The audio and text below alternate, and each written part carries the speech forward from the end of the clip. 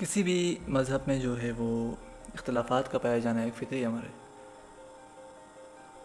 جہاں مختلف ذہن مل کر کام کرتے ہیں وہاں اختلافات ہوتے ہیں، چاہے وہ اصولی نوعیت کے ہوں یا فروعی نوعیت کے ہوں، یہ ایک فطری امر ہے اور ان کو نارمل انداز میں ہی لے کر چلنا چاہیے۔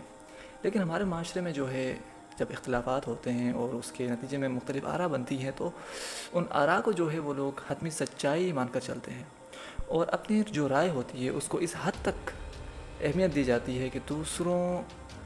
کو گمراہ اور کافر تک کہہ دیا جاتا ہے، جس کی وجہ سے اختلافات میں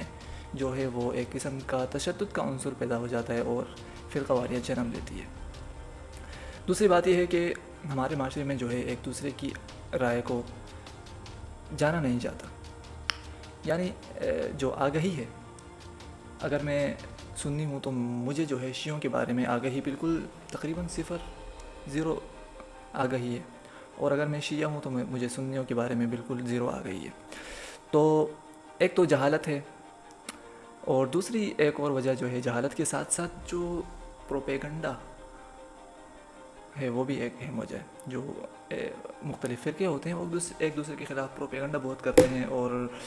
جو ہے غلط معلومات، جیسے آپ اگر سنی ہے تو آپ نے بہت ساری ایسی باتیں سنی ہوں گی شیعوں کے بارے میں جن کی اگر تحقیق کی جائے اور ان کی اصل تک پہنچنے کی کوشش کی جائے تو معلوم ہوتا ہے کہ وہ بالکل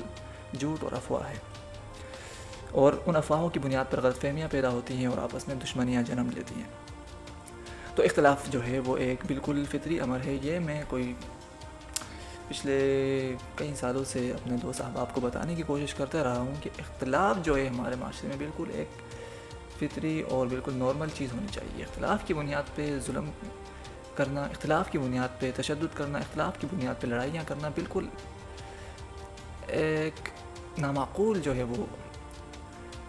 طریقہ ہے، کیونکہ جس معاشرے میں سوچنے والے لوگ ہوتے ہیں، جس معاشرے میں عقل رکھنے والے لوگ ہوتے ہیں، جس معاشرے میں مختلف آب و ہوا